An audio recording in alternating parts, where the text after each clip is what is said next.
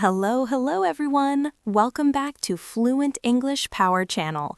I'm Luna, and today we are going to talk about something very personal yet very universal, our daily lives at home. And I'm Mason. Hello, everyone. To be honest, Luna, talking about a day at home for me usually involves a lot of sitting, a lot of snacks, and a very complicated relationship with my alarm clock. I think many of our viewers can relate to that, Mason. But that's the beauty of today's lesson. We're going to learn how to describe every part of our day, from the moment we open our eyes to the moment we finally go to sleep, using natural, fluent English. This is so important because, in my experience, English learners often know big words for business meetings or exams, but they get stuck when trying to say something simple like, I'm just hanging out the laundry or the sink is clogged. Exactly. It's the home English that makes you sound like a native speaker. But before we get into the details of our routines, we have a small favor to ask. Yes, if you want to support us and keep these long-form lessons coming, please hit that like button. It really helps the channel grow. And if you haven't joined our family yet, click subscribe and turn on the notification bell. We want to help you power up your English every single week. Okay, Luna, let's start with the most painful part of the day, the morning. I know you're one of those scary people who enjoys mornings, right? I wouldn't say scary, but I am definitely an early bird. I find that the morning is the most peaceful time of the day. My internal clock usually has me waking up around 6 a.m. See, there it is, 6 a.m. At 6 a.m., my brain isn't even a brain yet. It's just a potato. But you said waking up. Is there a difference between waking up and getting up? That is a great question for our students. Yes, there is a big difference. Waking up is the physical act of your eyes opening and your brain becoming conscious, but getting up means you actually move your body out of the bed. Ah, so I usually wake up at 8 a.m., but I don't get up until 8:45 because I spend 45 minutes scrolling through my phone. That is a very common habit, Mason. We call that doom scrolling sometimes if you're reading bad news, but generally it's just scrolling. For me, the first thing I do when my feet hit the floor is make the bed. Why? You're just going to mess it up again in 16 hours. It feels like a waste of time. It's about psychology, Mason. If you make your bed, you have accomplished the first task of the day. It makes the whole room look tidy. If the room is cluttered, my mind feels cluttered too. Cluttered. That means messy, right? With lots of things lying around? Exactly. A cluttered room is full of disorder. After I make the bed, I head straight to the kitchen to brew a pot of coffee. I love the smell of fresh coffee in the morning. It really jumpstarts my day. I'm a tea person myself. I usually stumble into the kitchen, put the kettle on, and wait for it to whistle. While the water is boiling, I just stare at the wall for 5 minutes. That's my morning meditation. Everyone has their own style. After my coffee, I usually do some light stretching or yoga. It helps me feel limber and ready for the day. Then I check my to-do list. I'm very organized, so I like to know exactly what I need to achieve. See, this is where we are different. My to-do list is usually just one item. Try to stay awake. But seriously, once I've had my tea, I have to jump in the shower. I find that a cold shower really wakes me up and gets the blood flowing. Cold showers? You're braver than I am. I prefer warm showers. While I'm in the bathroom, I do my skincare routine. Washing my face, applying moisturizer, the usual stuff. It's important to look after yourself. I just splash some water on my face and call it a day. But I do spend a lot of time picking out my clothes. Even if I'm staying at home, I like to change out of my pajamas or PJs. If I stay in my PJs, I feel lazy all day. That is a very good point. We call that getting dressed for success. Even if you're just working from your living room, it changes your mindset. Exactly. Once I'm dressed, I feel like a human being again. Then comes the most important meal of the day, breakfast. Are you a heavy breakfast eater, Luna? Not really. I usually have something light, like oatmeal with some fruit or a piece of whole grain toast. I don't like feeling too full in the morning. What about you? I'm the big breakfast king. I love scrambled eggs, maybe some turkey bacon, and a big glass of orange juice. If I don't eat a big breakfast, I start getting cranky by 11 a.m. Cranky, that's a fun word. It means being easily annoyed or in a bad mood, usually because you're tired or hungry. Sometimes we combine hungry and angry and call it hangry. That is me. I am definitely hangry if I don't get my eggs. So, now that we are fed, dressed, and caffeinated, the real day at home begins. And usually, that involves the one word everyone hates, chores. Oh, the dreaded chores. But chores are a part of life. If you live in a house, you have to maintain it. For me, the morning is the best time to tackle the housework. Tackle? Like in football? Not exactly. In this context, to tackle something means to deal with a problem or a task in a determined way.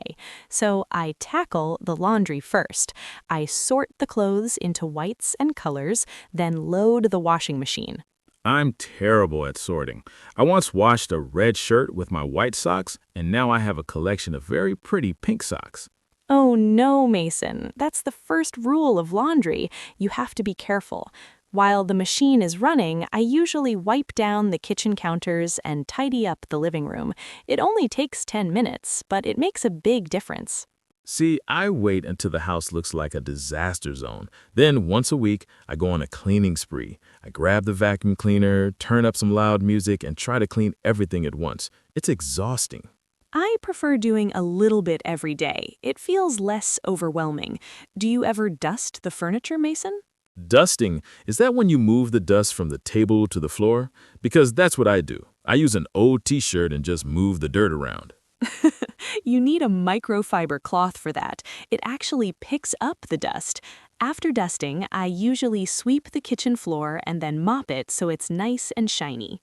Wow, Luna, your house must be like a museum. My floor is usually a few crumbs on it for my breakfast. But hey, that's what a dustpan and brush are for, right? Exactly. It's all about the tools you use. Now, after the morning chores are done, it's time to move into the productive part of the day. For many of us, that means working or studying from home. Or, in my case, trying to find where I put my laptop charger. Okay, so I finally found my laptop charger under a pile of those pink socks we talked about. Now I'm ready to get down to business. But Luna, working from home is so distracting. Every time I sit down, I see a stray crumb on the floor, or I suddenly feel the urge to check what's inside the fridge for the 10th time. That is the biggest challenge of being at home, Mason. We call those procrastination traps. To procrastinate means to delay doing something that you should be doing, usually because it's boring or difficult. I am the grand master of procrastination. I can turn a 2-minute email into a 3-hour project involving a snack break, a nap, and a deep conversation with my cat. How do you stay focused? I use a technique called the Pomodoro technique. I work for 25 minutes, then I take a 5-minute break. During that break, I might stretch my legs or refill my water bottle. It keeps my brain sharp. I tried that, but my 5-minute breaks usually turn into 40-minute YouTube marathons. But you're right, having a dedicated workspace helps. I used to work from my bed, but I kept falling asleep during Zoom calls. Now I have a small desk in the corner of my room. It's my office zone. That's a great tip. Separating your rest area from your work area is essential for your mental health. While I'm working, I also like to have some background noise. Sometimes it's lo-fi music, and sometimes it's just the sound of the birds outside. It helps me get in the zone. I need total silence. If I hear a neighbor mowing a lawn or someone honking their horn outside, I lose my focus immediately. But anyway, let's talk about the best part of the day. Lunchtime. The midday break.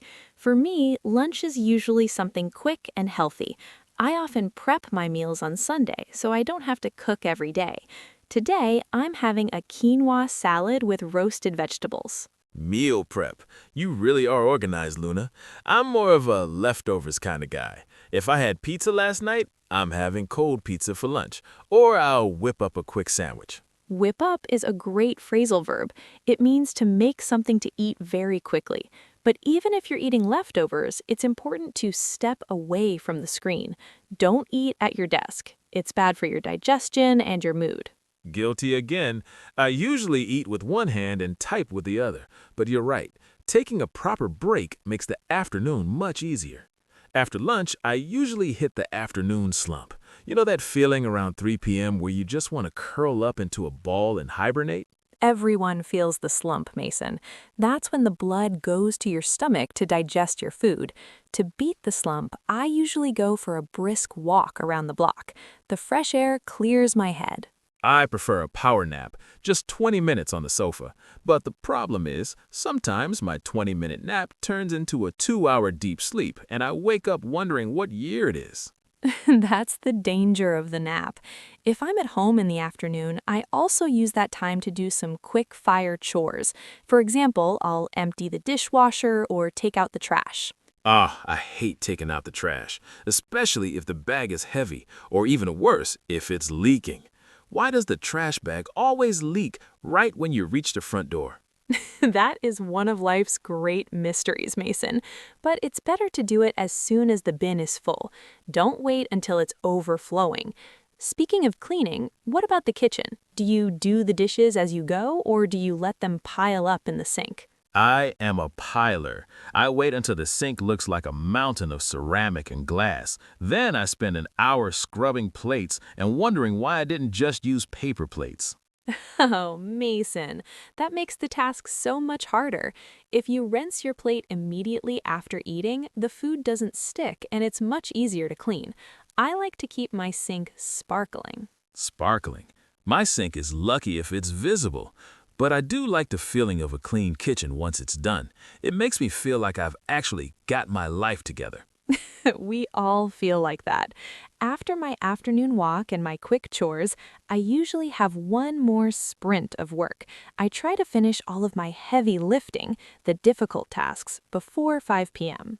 I'm the opposite. My brain actually wakes up around 4 p.m. I'm a night owl, remember? So while you're finishing your work, I'm just getting started. I find that I'm much more creative when the sun starts to go down. That's interesting. It's all about knowing your circadian rhythm, your body's natural clock. But being a night owl at home can be tricky. If you start working late, when do you do your household maintenance? Well, that's the thing. I'll be typing a script at 9 p.m. and suddenly I'll notice that the bathroom mirror is dirty. So I'll stop working and start polishing the mirror. My schedule is a mess, Luna. It sounds like you go with the flow. But tell me, do you have any plants at home? Taking care of plants is a big part of my afternoon routine.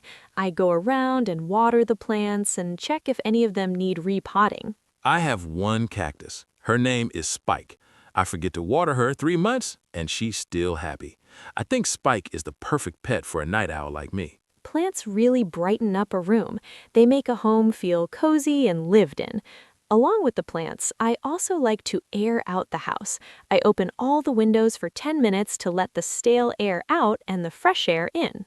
I should do that more often. My room probably smells like old tea bags and ambition, but opening the windows in winter, that's brave, Luna. Just for a few minutes, it makes a huge difference to the air quality. So we've worked, we've eaten, we've cleaned a little, and we've watered Spike the cactus. Now the sun is setting and we are moving into the evening. Finally, the time when I don't feel guilty about sitting on the sofa. But wait, before we relax, there's one more thing. What's for dinner? So the sun is setting, the work laptop is closed, and the house is finally quiet. This is the time when I start to wind down. But before I can truly relax, I have to think about dinner. The eternal question. What's for dinner? Usually by 7 p.m., I'm so tired that I just want to order in. Pick up my phone, open a food app, and wait for someone to bring me a burger. It's so tempting. It is tempting, but takeout can get very expensive and it's often not very healthy. I prefer to cook from scratch. There's something very therapeutic about chopping vegetables after a long day of mental work. Therapeutic? That means it feels like therapy, right? Like it heals your mind. Exactly. I put on some soft music or a podcast and just focus on the cooking. Tonight, I'm making a simple pasta with some fresh basil from my kitchen windowsill. It's quick, but it feels like a home-cooked meal. I wish I had your energy, Luna. If I do cook, it's usually something one pot. I throw everything into a single pan because I hate doing the washing up later. One pan means one thing to clean. That's a very practical strategy, Mason. After dinner, it's time for my favorite part of the day at home, me time. This is when I do things purely for my own enjoyment. My me time involves the three S's: sofa, snacks, and streaming. I love to curl up on the couch and binge watch a good series.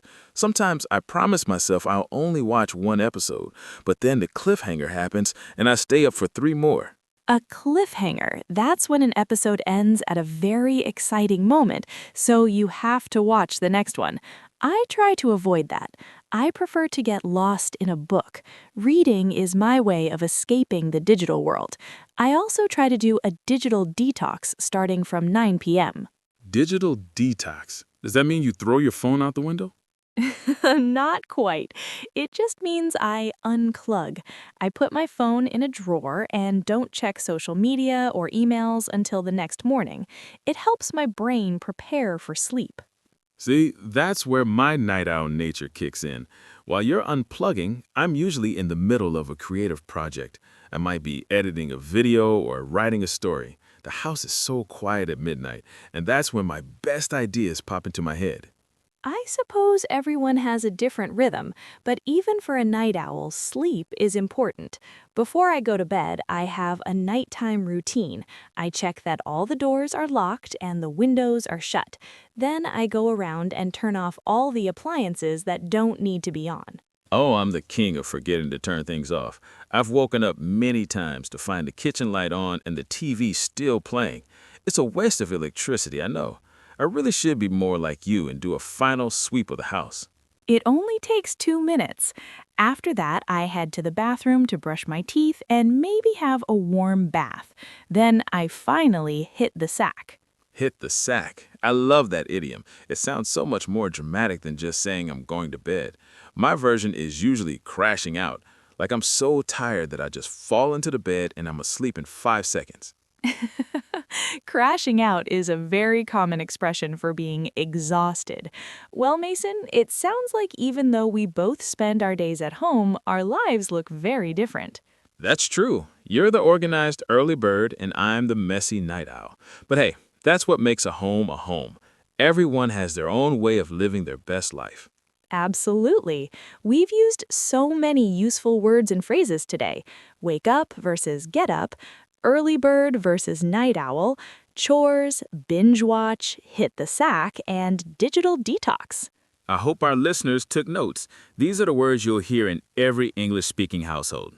And now we want to hear from all of you in our Fluent English Power community. Yes, it's time for the question of the day. Our question today is, describe your perfect day at home. Are you productive like Luna, or do you prefer to relax like Mason? And what is the one chore you absolutely can't stand doing? Tell us in the comments. I'm going to go check if I left the stove on, and then I'm probably going to take another nap. Oh, Mason. Thank you everyone for joining us today. If you enjoyed this long conversation, please share it with a friend who is also learning English. And don't forget to like and subscribe if you haven't already. Your support keeps us going. We will see you in the next lesson. Until then, stay safe, stay happy, and keep practicing your English. Bye-bye, everyone. Take care. Goodbye.